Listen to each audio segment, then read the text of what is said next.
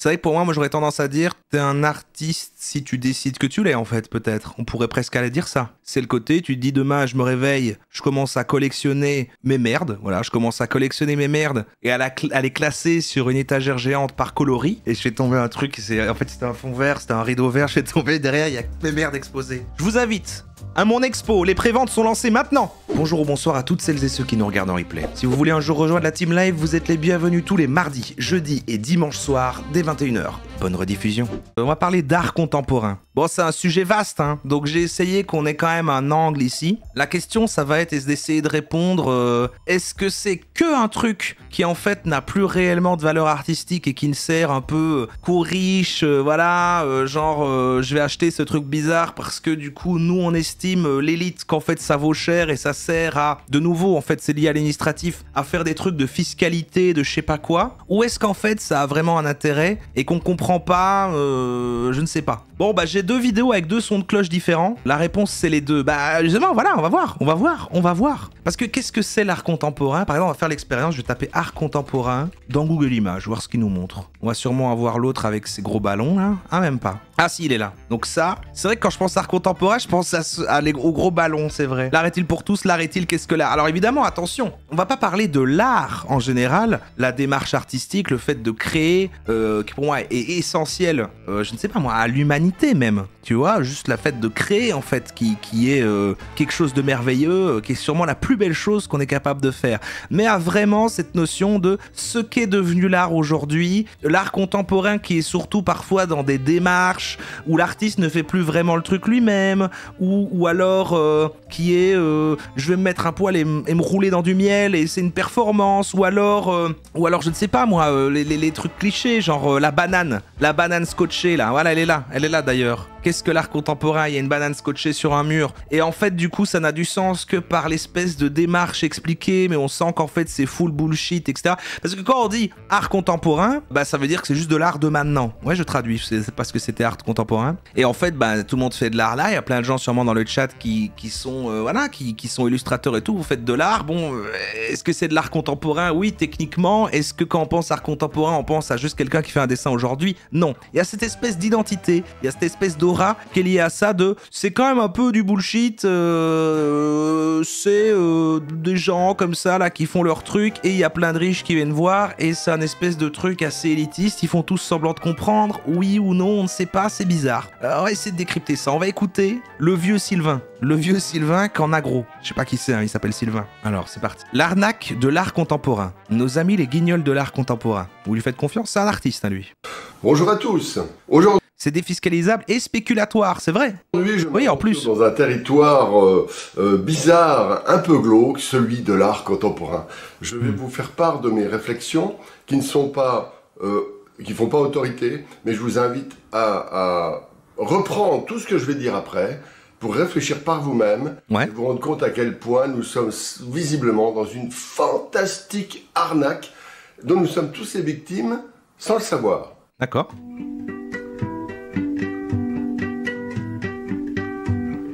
Ça, je crois que c'est ses œuvres. L'art contemporain sert visiblement de super bitcoin pour les gens extrêmement riches. Ouais, c'est un NFT. En fait, c'est marrant parce qu'on disait non, mais en fait, les NFT, et en fait, voilà, c'est l'art numérique et du coup, on leur donne un côté unique et c'est ça qui fait les trucs des NFT et tout. Mais c'est vrai que ça a répliqué un peu le même délire qu'avec l'art contemporain et tout. Ouais. Il y a le côté spéculation, quoi. En fait, c'est une sorte de monnaie d'échange d'un continent à l'autre. Défiscalisé, visiblement, parce que beaucoup de pays ont défiscalisé l'art, donc les œuvres d'art. Donc, ce qui fait que Ah oui, c'est vraiment compté comme un truc à part. Des œuvres d'art circulent dans le monde entier, des œuvres à plusieurs millions d'euros, avec, je crois, un ticket d'entrée à 1 million. Je crois que c'est ça, la valeur minimum du bitcoin pour milliardaire. Et voilà, donc le premier point, c'est transfert d'argent d'un bout à l'autre du Le côté spéculation est présent dans toutes les formes d'art physique. Je sais pas, ouais, peut-être, du moment où effectivement un tableau comme ça se vend, ouais. Je travaille dans un musée d'art contemporain. On fabrique énormément de scénos pour les artistes, parfois des grosses pièces de menuiserie et nos noms sont rarement cités, voire jamais quand on gueule pas. Ah oui, c'est encore autre chose. Sans payer un centime. Ensuite, il y a des choses intéressantes, c'est que en fait, les milliardaires, ils s'ennuient sans doute. Ils font de biennale en biennale des voyages dans le monde entier, des pince-fesses pour un milliardaire, extrêmement réservé. C'est un petit peu comme dans le temps il est énervé. Hein.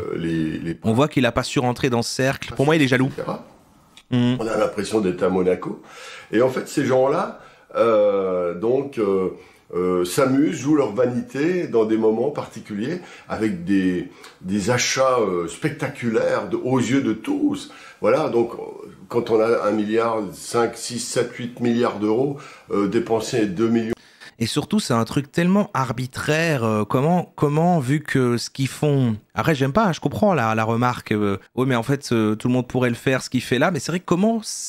Il s'avère que c'est ce gars-là ou cette meuf-là précise qui, parce que elle fait cette œuvre-là, eh ben, c'est vendu méga cher. Comment t'arrives, en fait, comment tu perces dans ce milieu? Est-ce qu'il faut connaître de base d'autres gens riches? Et genre, ouais, mais je vais faire des trucs. Un peu comme Chantal de Striptease, un peu, qui était comme ça déjà dans ce milieu. On voyait qu'elle était là et alors elle est devenue artiste après, sûrement parce qu'elle savait qu'elle avait ses amis riches qui allaient acheter ça. Et en fait, c'est un truc donnant-donnant. Oui, je vais produire des trucs un peu beaux, moi, ça me fait plaisir. Toi, tu vas pouvoir investir ton argent là-dedans, l'avoir. Ça va défiscaliser. Il y a un peu de ça, quoi, aussi. Je viens de sortir des Beaux-Arts, c'est vraiment noté à ce qui serait vendable sur le marché. Ah ouais. Mais c'est vrai que être artiste en mode tu prestes pour personne et tu fais des œuvres et les gens te les achètent, à mon avis, c'est vraiment la loterie pour arriver à percer là-dedans, quoi. C'est compliqué, hein.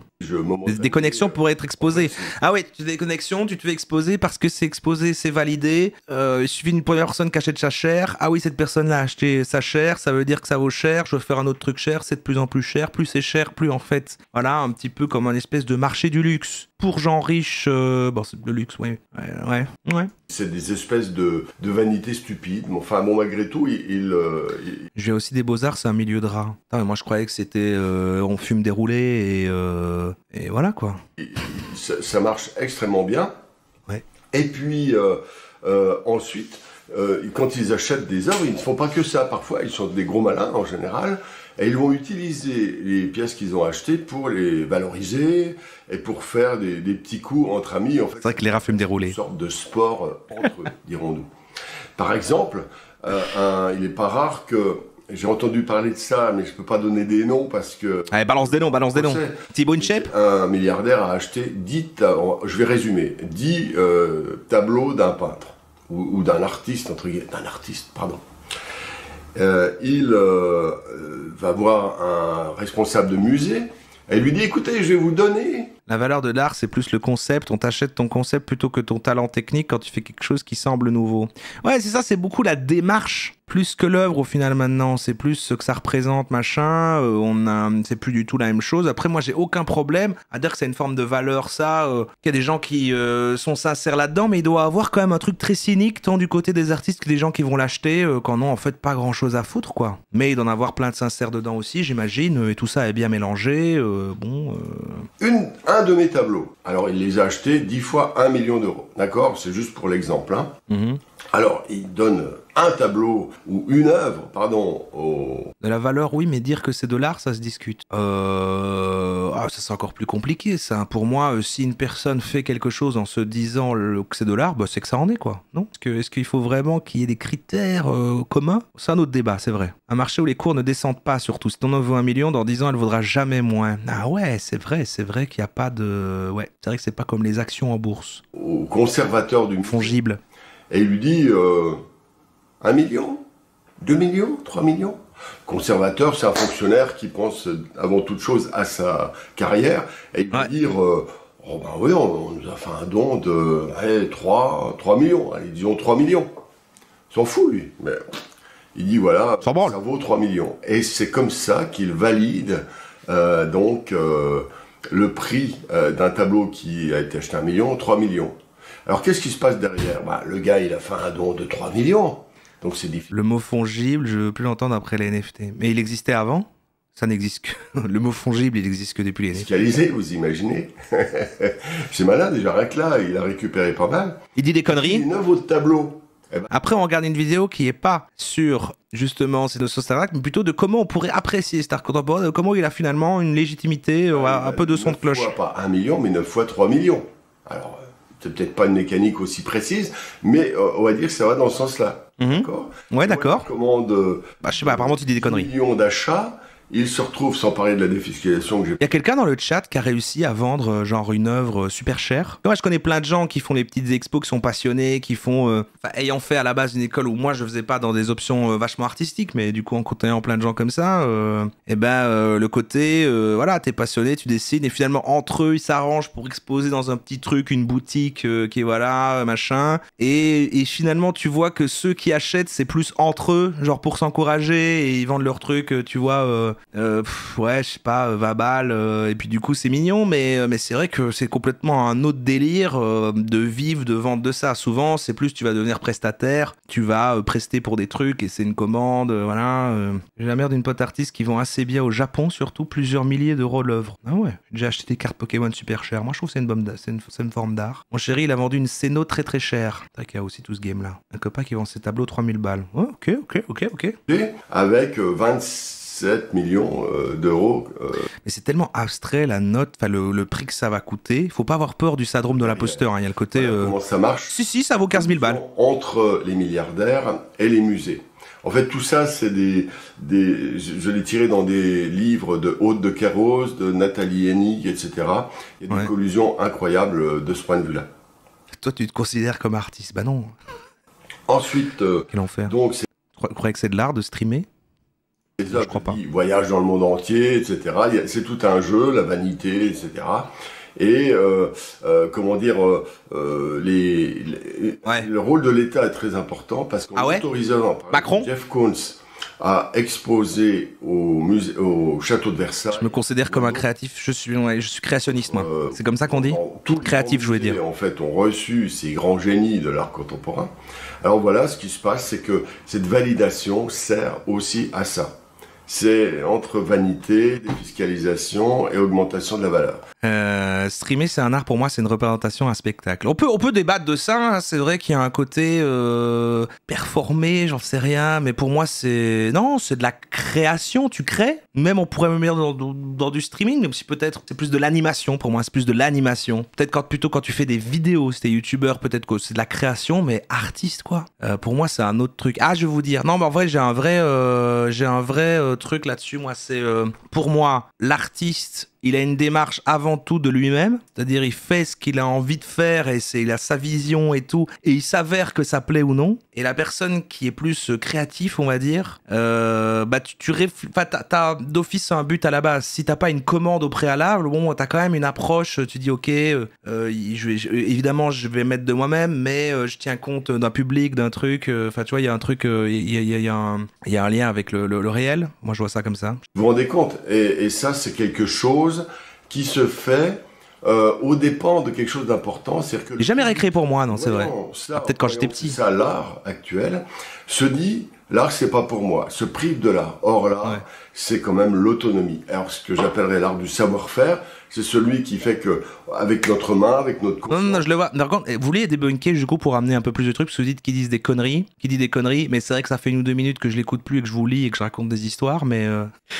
Il raconte des histoires. Moi, mon métier, c'est avant tout raconter des histoires. Il y a une différence entre l'art et le divertissement. Alors, c'est compliqué, parce que tu peux te dire... Ouais, je sais pas. C'est un autre débat pour moi. C'est un autre débat, mais... Non, mais vraiment, j'ai déjà vu des gens qui ont une vraie démarche artistique, quoi. J'ai des potes comme ça, justement, de l'époque, qui sont artistes, et...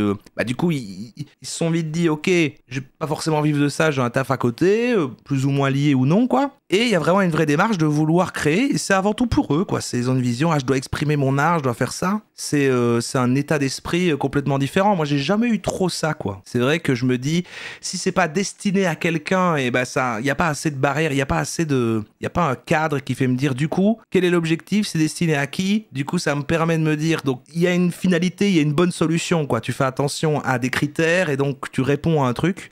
Mais si jamais c'est, maintenant, je fais ce que je veux, c'est trop vaste, en fait, non? Est-ce que ce serait pas trop vaste? Donc, personne ne le corrige. Il y a une conception passéiste du milieu de l'art. C'est toujours les artistes artistes plus traditionnels. Ah merci, voilà. Tous les artistes plus traditionnels, ils parlent du faire, qui n'ont pas eu de succès et qui ont un discours aussi réducteur. Ah oui, oui, d'accord, dans le sens où lui, il est sur un artiste, ça doit être un côté virtuose, ça doit savoir faire son art et produire aussi. Alors que c'est vrai que l'art contemporain maintenant, t'as le côté un peu, t'as plus des concepteurs, et c'est pas eux qui font aussi. Après moi j'ai pas de problème avec ça. Tu sais, c'est comme, ça devient un travail collectif, il y a une vision, puis du coup tu délègues des trucs. Toujours être l'empereur d'un territoire. Je fais pas de l'art mais de l'artisanat. C'est quoi la différence entre les deux? Parce que c'est vrai que je parlais de l'artisanat, c'est ouais, tu vas créer dans le but de... Genre tu fais des poteries. Je trouve que plus t'en fais, plus t'apprends de techniques, plus t'as des idées et des envies apparaissent.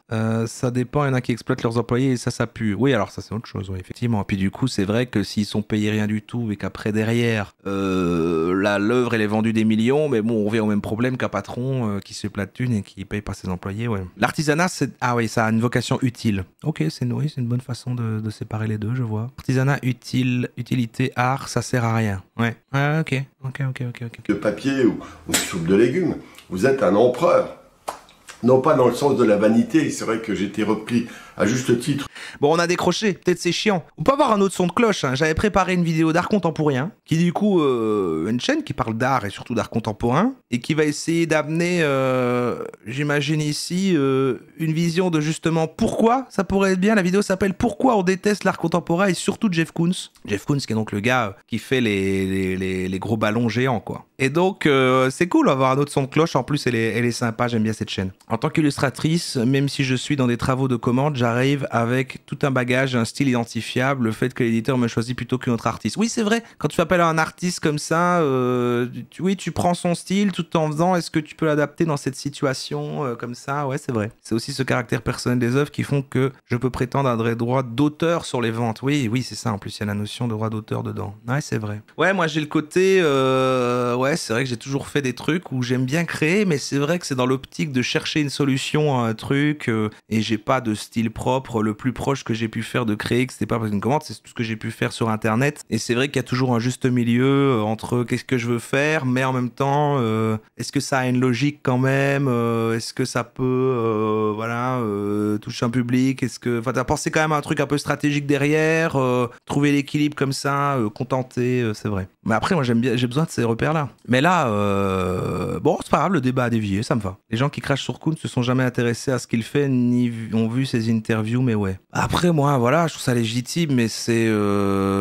Après, c'est un autre truc. C'est vrai que moi, je suis pas tant un fan d'art, hein. C'est vrai que faire un musée ou un truc comme ça, que ce soit de l'art contemporain ou des vieux trucs, osef un peu. Et pourtant, j'ai eu des années d'histoire de l'art et tout, mais c'est vrai que j'ai pas cette sensibilité énorme. M'en fous un peu. Bah, Koons, à mon avis, vu que c'est dans le titre, elle va le montrer. Nouveau décor, parce que nouvel appartement, en fait, tout simplement. Là, je suis à Je vous conseille cette chaîne d'ailleurs, hein, si vous connaissez pas. Art contemporain, n'hésitez pas. Hein. Osaka. D'ailleurs, la main Perso, j'ai fait les beaux-arts et je déteste Kev Adams.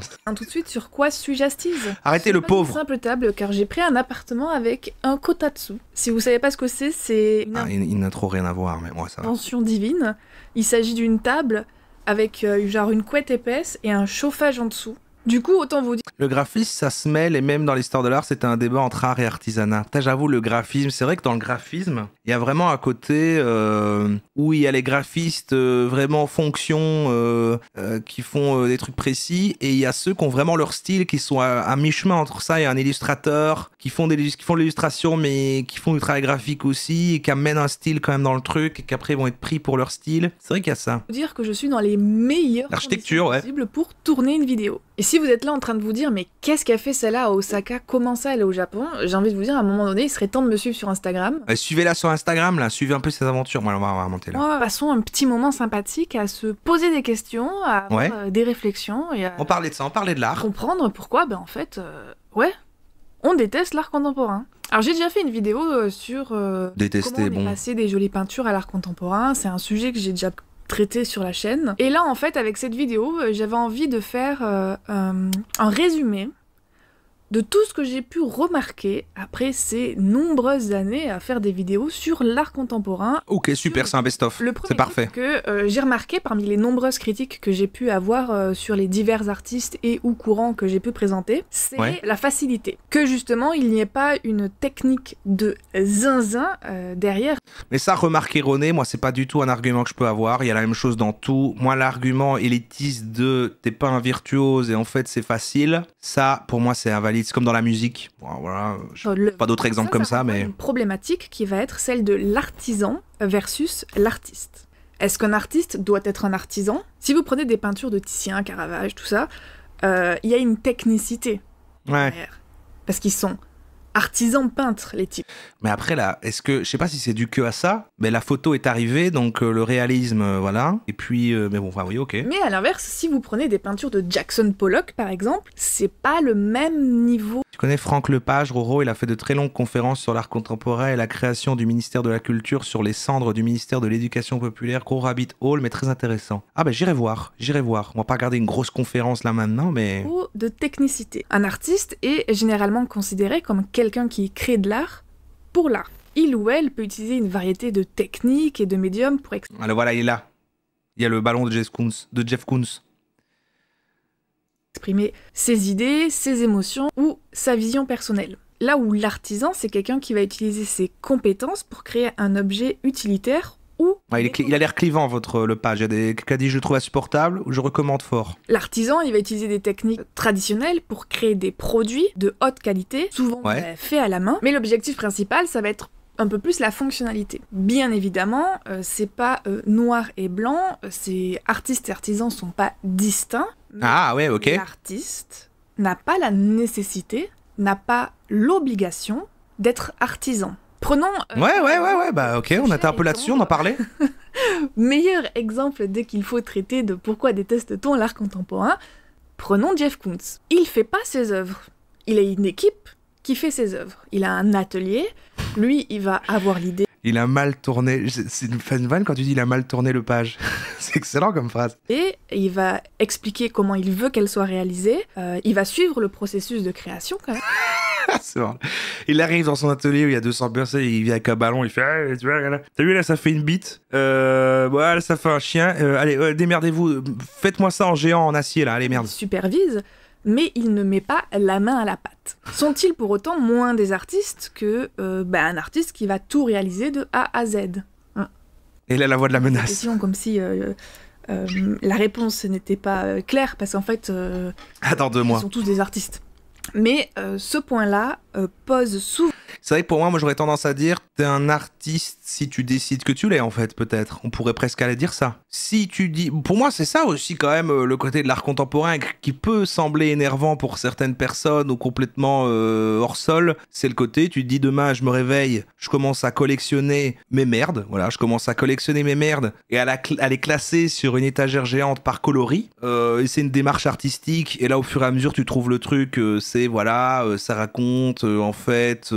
le temps qui passe et que finalement à toutes les époques il y a toujours eu des problèmes et donc en fait que c'est de la merde, voilà, et je suis artiste. Bon, en fait techniquement ça fonctionne. Souvent problème aux gens qui sont réfractaires à l'art contemporain. Parce que dans un sens, si vous prenez les performances, si vous prenez par exemple les performances de Marina Abramovic, il n'y a pas de technicité en soi pour réaliser ces œuvres-là. Mais c'est une artiste. Qu'est-ce qu'elle fait comme performance? Elle fixe quelqu'un dans les yeux? C'est un truc qui est chiant pour... Un truc à nous dire.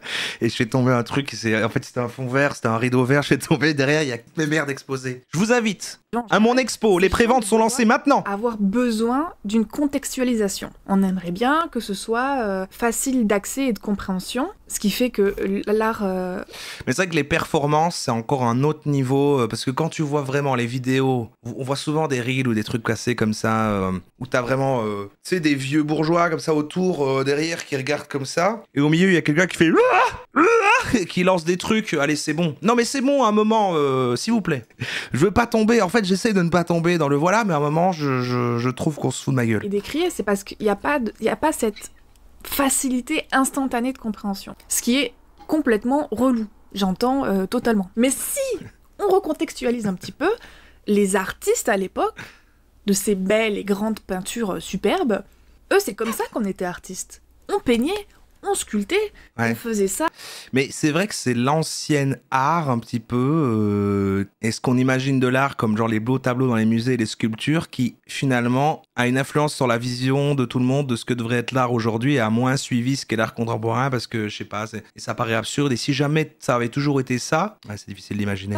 15 heures par jour, tous les jours, depuis qu'on avait 12 ans. Donc évidemment, à la fin, les types, ils sont... Mais attention, je dis ça dans le sens, ça m'intéresse pas et j'ai du mal à... Voilà, mais j'ai du mal à comprendre. Pour moi, il y a une espèce de consensus. Les gens qui regardent ça, les gens qui font la démarche, sûrement, ils sont dans leur délire, ils ont envie d'exprimer ça et tout, et c'est tout à fait légitime. Tout le monde a le droit de le faire. Mais je me dis, comment est-ce que ça public, comment la personne qui est comme ça par terre dans une pièce, en train de crier, je sais pas quoi, de lancer des trucs et que des gens viennent voir, comment c'est passé voilà, qu'il y a des gens qui sont venus à la base et que plein de gens viennent. Et pour moi, il y a quand même un espèce de truc de pression, de pression sociale de tout le monde, en fait, personne n'ose dire. Et tout le monde, tu sais, il voit d'autres gens en train de regarder, on va waouh, c'est incroyable. Et du coup, tu le fais aussi. Et puis, un espèce de truc où tout le monde le fait. Et puis, c'est légitimé. Mais après, tu peux dire, si tu sais la démarche derrière le truc, la personne fait ça, voilà. Puis c'est beau parce que c'est comme un espèce de truc pur, voilà. Peut-être je suis trop rationnel pour ça. Peut-être c'est un espèce de truc qui s'explique pas, en fait. Mais, après, je te laisse parler, pardon. Mais je trouve ça parfois un peu bateau. Parce que quand t'entends les justifications et en fait la démarche derrière une œuvre, parfois il y a un petit peu à côté, parce que j'ai quand même été à des trucs, tu te retrouves toujours quand même bien un truc comme ça et tu regardes un peu. Et il y a un côté un petit peu cringe, un peu un ado qui découvre la société et qui essaye de transmettre un message. Tu sais, le cliché de quand on se moque d'art contemporain, qu'on fait en fait ça représente la société de consommation qui machin. Bon, parfois c'est vraiment quasi ça, quoi. Donc c'est artisans et maîtres artisans dans leur ils ont des skills de zinzin. Si tous les jours on fait la même chose depuis qu'on a 12 ans, ça plaît pas, mais ça reste intéressant. Les deux ressentis ne sont pas incompatibles. Oui, c'est vrai. Bon dans ce qu'on fait normalement. Après il y a des gens qui ont des facilités, des trucs et des machins, mais avant être artiste c'était comme ça qu'on faisait. Si à l'heure d'aujourd'hui il fallait... Ah, bonne remarque ça, les architectes. On est biaisé parce que l'art contemporain, on voit les bouses passer, parce que c'est sûrement ça qu'on parle le plus. Et les bouses, par contre, de l'art classique, elles ont disparu. Ouais, ça se tient vraiment, ça. Tiens, c'est vrai. Allez, être artisan de la même manière pour être artiste, les artistes, ils seraient encore artisans. Mais c'est justement parce qu'il y a eu cette scission, cette séparation, qui est en fait tout simplement les artistes modernes et contemporains qui se sont émancipés de ces codes et de ces carcans, ils sont libres de choisir s'ils veulent être artisans ou pas, puisque ce skill n'est plus nécessaire à l'obtention du statut d'artiste. Parce que je trouve pas que la vision du grand public sur l'art est pas très critique des codes qui ont été dictés par les élites. C'est très scolaire et ça remet pas grand chose en question. Au contraire, c'est pour ça qu'on se tape un mur dès qu'on parle art contemporain à des gens qui veulent pas s'engager sur une œuvre à un autre niveau que superficiellement. Ouais, non mais je crois, moi, ici, pareil, mais moi j'ai justement un avis, je pense, très grand public et machin, malgré d'avoir fréquenté plein d'artistes ou d'être quand même dans des métiers plus ou moins créatifs et tout. Je pense pas être éduqué sur comment ça se perçoit. Je sais que, justement, faut pas s'arrêter juste à est-ce que c'est beau et machin, qu'il faut se dire attends, voilà, sur la manière de ces faits, du coup il y a une émotion et machin, donc il y a plein de trucs et je sais que je manque de sensibilité à ce truc là, bon voilà, mais moi j'aime pas être voilà, là je dis ça et je mets un peu tellement devenu un cliché énervant, les gens qui disent l'art contemporain machin c'est de la merde, il y a rien, j'ai pas envie d'être cette personne clairement, mais j'ai pas le déclic non plus quoi, mais je trouve que c'est légitime que ça existe. Venons du côté de Jeff Koons, son travail, quand bien même c'est pas lui qui le réalise, fait preuve de beaucoup de qualité en termes de... ça me pique un peu la bouche de le dire. Il y a du style dans la réalisation de ses œuvres. Si vous savez pas ce que fait Jeff Koons, normalement je pense que le ballon gonflable... C'est les gros ballons. En acier machin, tout le monde l'a plus ou moins vu. Et il utilise un peu comme les vieux mourants, ouais. Comme l'acier inoxydable, le verre, le plastique, pour créer des images de jouets, de ballons, de fleurs qui ont un impact visuel immédiat et une forte portée symbolique. Il se considère, il trouve que son travail c'est un peu de l'art conceptuel, qui met l'accent sur l'idée derrière l'œuvre plutôt que l'œuvre en tant que résultat fini. Quand je parle de technique industrielle qu'il utilise pour ses œuvres, je fais référence à des méthodes de fabrication qui utilisent des machines, des outils ou des processus automatisés. Mais comme je l'ai mentionné tout à l'heure, un des autres problèmes de l'art contemporain, c'est la non-spontanéité de compréhension de l'œuvre lorsqu'on est face à elle. Ok, oui, c'est bien, c'est ça, on parlait de ça. Je ne pense pas que ce soit un problème d'avoir besoin de contextualiser. Je pense que le problème résulte du fait qu'on ne nous explique rien. Vous le savez, j'ai fait des études d'art, j'ai un master, tout ça. Donc on m'a donné les outils pour comprendre les œuvres et surtout j'ai appris l'histoire de l'art qui contextualise tout. Mais une personne qui n'a pas fait des études d'histoire de l'art, elle a... Moi j'ai appris tout ça et je sais quand même pas contextualiser. Et le truc c'est que les gens, ils font pas tous et toutes des études d'histoire de l'art. Je sais pas si vous voyez où je veux en venir, mais en gros, ce que je veux dire, c'est que Et d'ailleurs, je trouvais, quand on était en histoire de l'art et qu'on analysait les vieilles œuvres et qu'on disait, en fait, vous voyez, là, s'il y a ça, en fait, derrière, ça représente ça, et en fait, du coup, il y avait ça et tout, et moi, on en est sûr de ça? On est sûr de ça ou on est en train de surinterpréter tout ce qu'il y a dedans? Un petit peu comme quand Durandal, il fait une analyse de trailer et qui dit, regardez, ici, il y a une couleur orange, parce qu'en fait, machin, et que c'est parce qu'il a rien à dire. Est-ce que c'est la même chose, en fait? C'est ça que je me demande. Est-ce que ma prof d'histoire de l'art faisait ça, ou est-ce que voilà, c'est ça, j'avais ce vrai questionnement là, quoi. Accueille des visiteurs et ils devraient leur présenter les œuvres comme on les présenterait à quelqu'un qui ne les connaît pas. Donc le problème n'est pas que vous ayez besoin d'une contextualisation pour comprendre l'œuvre, le problème est que quand vous allez au musée, vous avez zéro contextualisation. Bah non, il y a les petits mots là, il y a les petits trucs, il y a les petits mots à côté là. Et c'est une chaîne où on dénonce ici, ok? Ça dénonce. Le problème, c'est... Il a le perdu pour Durandal. Non, en plus, j'aime bien ces critiques, mais c'est vrai que quand il y avait les trucs des trailers, je suis genre, waouh, attends, t'es en train d'analyser les choix des couleurs, on dirait. Ça se voit qu'il n'y a rien à dire. Le musée. Le problème, c'est la médiation. Et ça me faisait penser au cours d'histoire de l'art. Des musées.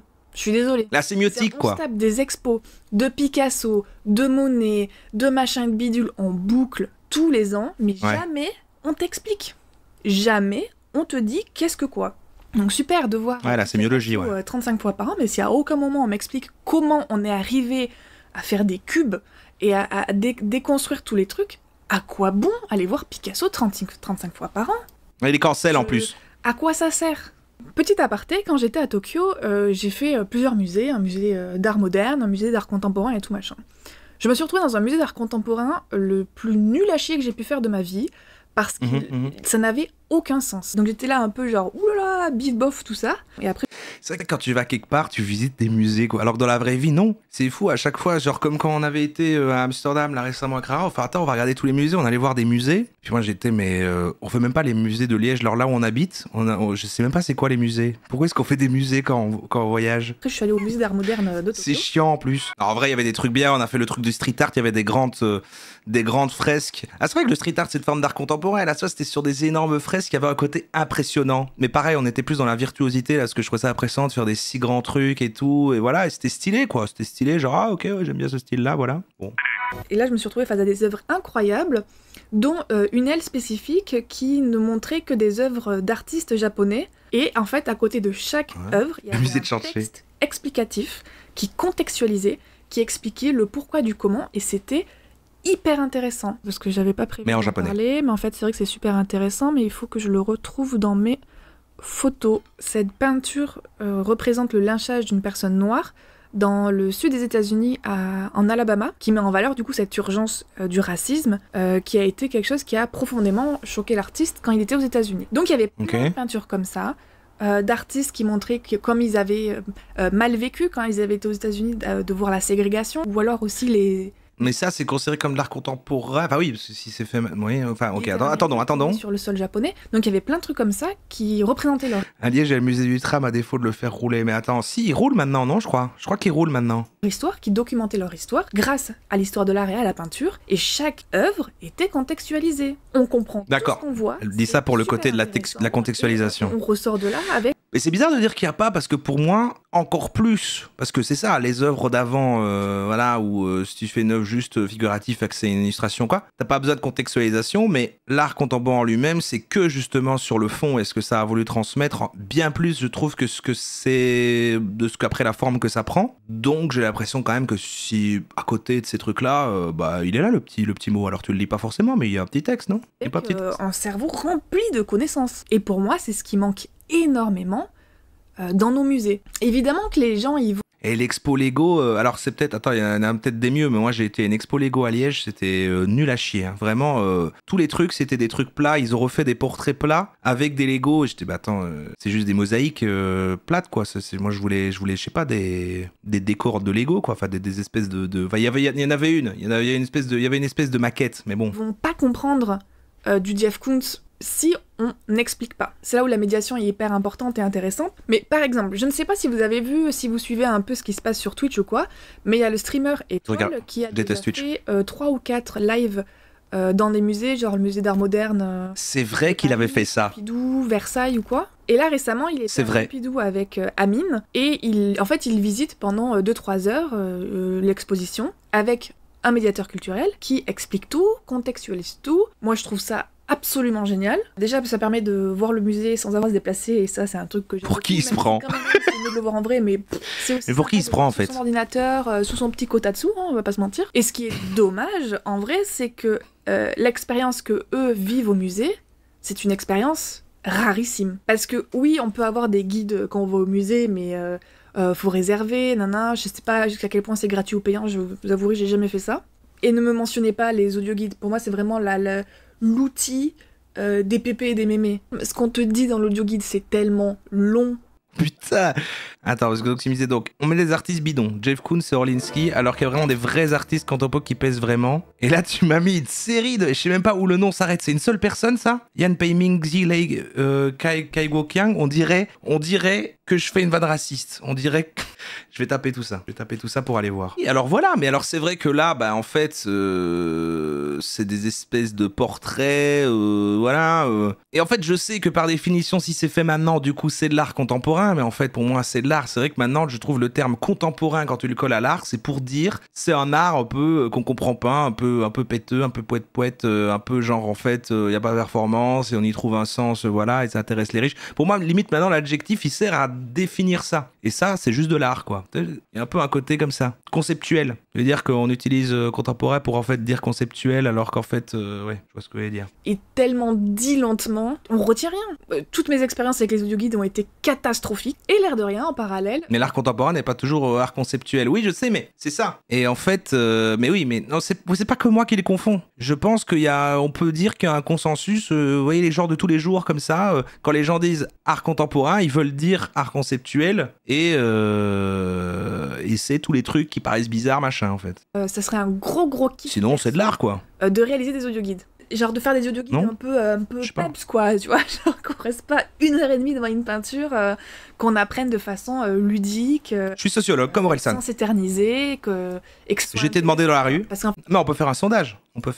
Formule ça comment ? En fait, l'audioguide, en soi, l'objet est super. Enfin, c'est hyper pratique. C'est juste qu'en l'état, c'est pourri. Mais donc, du coup, tout ça crée cet élitisme. Et c'est pour ça que l'art contemporain, c'est un truc qui est considéré comme élitiste, parce que on ne comprend pas, surtout parce qu'on ne nous explique pas. On devrait tous y avoir accès. Faut arrêter de péter plus haut parce qu'on comprend.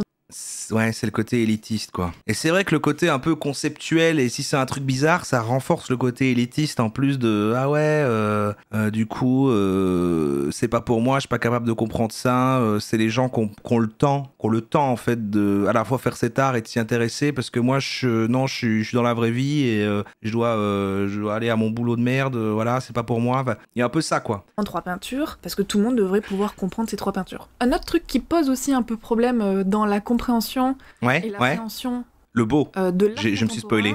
C'est tout ce qui va être de l'ordre de l'esthétique et du beau. J'ai regardé le chapitre. L'esthétique, ce sont les règles et les normes qui régissent la création. L'art poète. Ouais, c'était ça, l'art bizarre. Ouais, j'aurais dû mettre art poète. Elles peuvent inclure des aspects tels que les techniques de création, les matériaux utilisés, les styles et les genres. C'est que c'est pas fait pour être beau. Ouais, mais ça va, quoi, tu vois, je comprends. Moi, je suis très sensible dans l'idée de si quelque chose va transmettre un message, en fait, pour moi, c'est même là que ça a un intérêt plutôt que juste faire un truc beau. Mais c'est vrai que j'ai plutôt trouvé cette appréciation-là dans d'autres trucs, je sais pas, moi,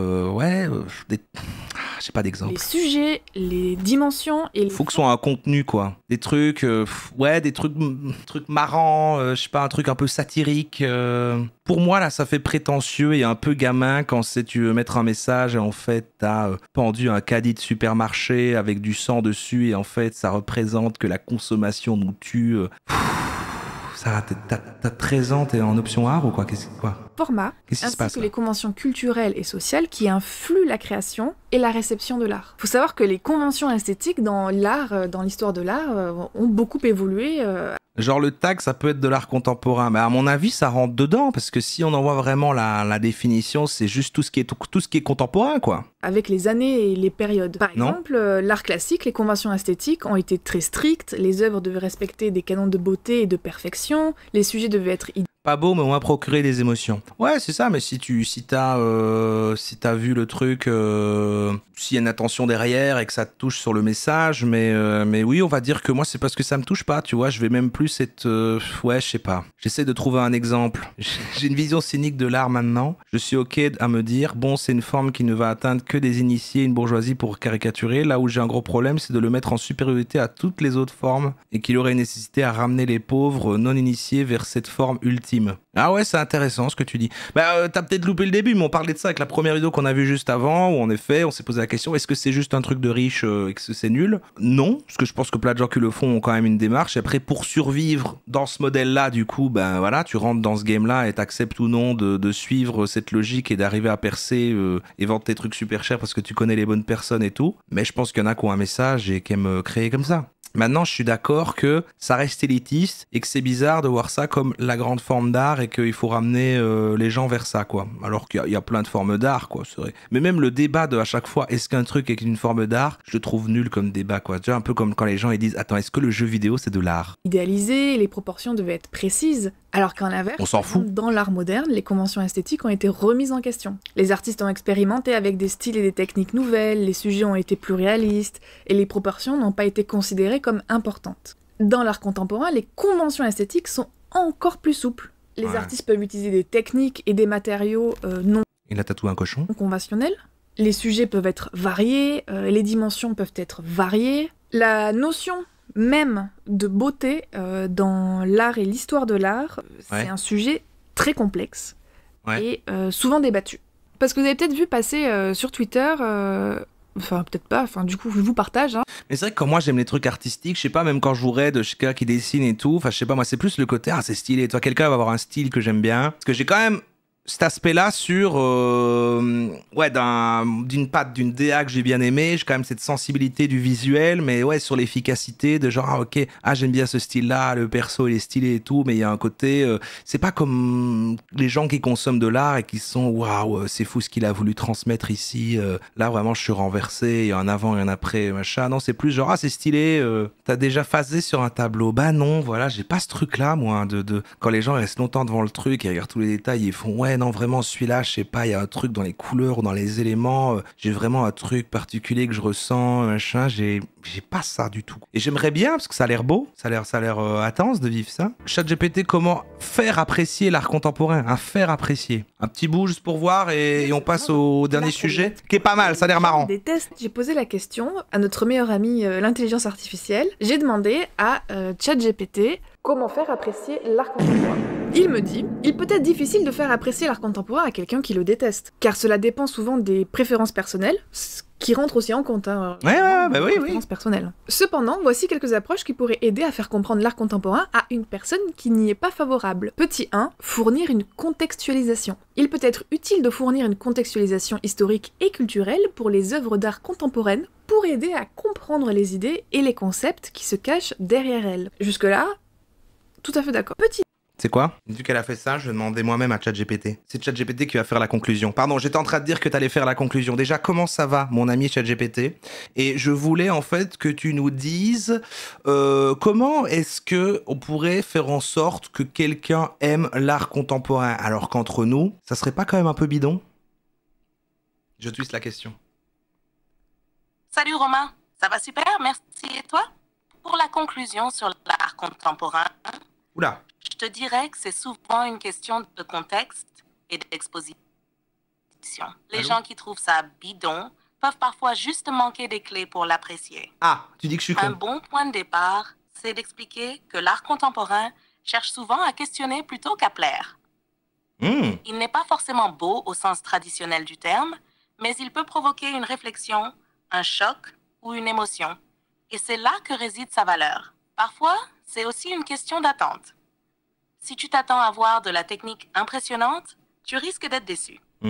Par contre, elle vient de dire une phrase qui est importante, c'est vrai, je cherche plutôt à questionner qu'à plaire. Je pense que ça a toujours été le cas peut-être dans toutes les démarches, mais encore plus fort aujourd'hui peut-être, c'est vrai, peut-être plus fort aujourd'hui, c'est ça la particularité. Et moi je suis sensible à ça, je suis sensible à quand on veut transmettre un message avec quelque chose, mais c'est peut-être le support de ce qu'on va appeler art, du coup conceptuel, contemporain, je ne sais pas. C'est peut-être ce format-là. Par contre, quand je me dis, un film... même, je ne sais pas moi, ouais, c'est ça, un film, de la musique éventuellement, peut-être là ça a moins. Ouais, peut-être dans l'audiovisuel, c'est ça, peut-être un film, un truc, un produit culturel qui s'inscrit quand même en effet dans une industrie, mais que tu sais que derrière qu'il y a une petite vision d'auteur et que par tout le récit qu'on te raconte là, il y a quand même une vision de la société, il y a un sous-texte, il y a un petit message, machin. Moi, je suis plus sensible encore quand il y a une notion d'humour, juste la satire en général, la satire sociale. Meilleur truc, je trouve, pour dire un message sur la société tout en étant divertissant et rigolo. Et il n'y a pas ce côté prétentieux parce que c'est fait pour être assez populaire. Je pense à South Park, par exemple. South Park, qui est, je trouve, l'œuvre, j'ai utilisé ce terme d'ailleurs, c'est vrai, d'animation que je trouve à la fois la plus drôle mais intelligent. Il y a une forme d'intelligence énorme, c'est hyper bien conçu. À chaque fois, t'es à la fois en train... T'as la partie de trucs con pipi caca qui fait que tu ris bêtement et t'as la partie où tu fais « Oh putain, c'est super malin, mais qu'est-ce que c'est malin, quoi, comme ils ont pensé ça. » Le perso, parce qu'en gros, je remate plein de South Park en ce moment parce que c'est sur des chaînes Twitch, là, comme ça, je mets parfois ça en fond. J'ai revu le double épisode, là, sur Amazon, avec Jeff Bezos qui a son énorme cerveau, et le perso, qui est un des meilleurs persos de tout South Park, qui est juste un colis Amazon marxiste, avec genre où c'est un gars qui a eu son accident et qui s'est enfermé dans... Vous vous souvenez de cet épisode? Quelle idée incroyable! Quelle idée incroyable, en fait. L'idée est incroyable. C'est super bien pensé, c'est tellement revenu à... c'est tellement malin, quoi. Et là, je me dis, ah ouais, c'est créatif, c'est malin, mais c'est fait pour être un show qui plaît à beaucoup de gens, mais en même temps, derrière, ça réfléchit sur des trucs... Voilà, peut-être je suis plus touché par ça, quoi. Ou non, mais attends, je dis n'importe quoi. Le jeu vidéo indépendant, le jeu indé... quand t'as très peu de créateurs, moins il y a de créateurs sur un jeu, plus du coup tu vas mettre ta patte d'auteur et derrière il y a vraiment une vraie intention artistique, machin, ce qu'elle transmet souvent un message, même si derrière, 80% des jeux AD c'est pour parler de la dépression, mais je veux dire, je sais pas, c'est beau quoi. Mais peut-être que voilà, peut-être moi je suis plus touché par ça et que dès que c'est juste une œuvre et en fait du coup j'ai fait ça, est-ce que je suis pas le public et en fait ça a tout à fait la même légitimité à exister, voilà en fait. C'est pas mal ça.